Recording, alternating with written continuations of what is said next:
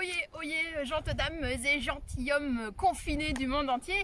Aujourd'hui, je vous emmène dans un voyage temporel à la découverte d'un patrimoine particulièrement bien préservé. Rendons-nous dans le village de Mellet où les oiseaux chantent et les carottes poussent en abondance. C'est ici que fut jadis construit le donjon de Mellet, vers la fin du XIIIe siècle. Mais il n'a pas toujours été tout seul. Un château de plaisance y fut accolé dans le courant du XVIe siècle. Une ferme appartenait au seigneur du lieu, à laquelle on accédait par des ponts-levis.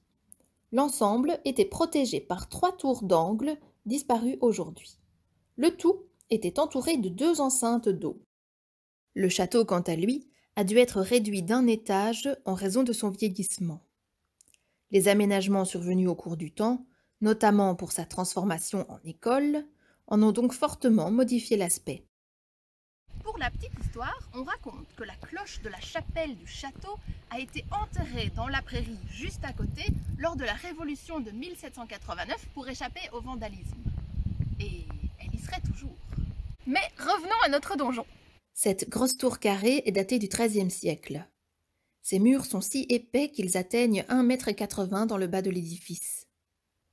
Le donjon compte 3 niveaux d'origine. Le premier, semi-enterré, a l'aspect d'une cave ornée d'une voûte d'arête. Le second qui servait probablement de lieu d'accueil, de cuisine et de résidence. Un 3e niveau dont le plafond en bois a presque entièrement disparu. Et un 4e niveau, ajouté au XVIIe siècle, que l'on distingue des 3 premiers par son parement en briques. L'ensemble est recouvert d'une bâtière à croupettes. Alors, pour ceux qui, comme moi, ne sont pas des experts en toiture, voilà une toute petite explication.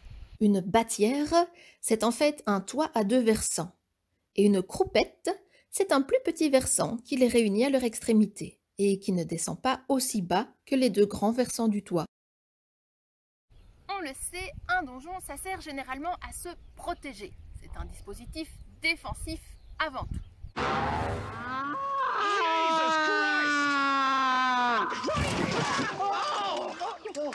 D'ailleurs, la présence de douves et d'un pont-levis en atteste. Or, ce donjon-ci ne semble pas tout à fait équipé pour sa fonction défensive. Il manque notamment d'archères.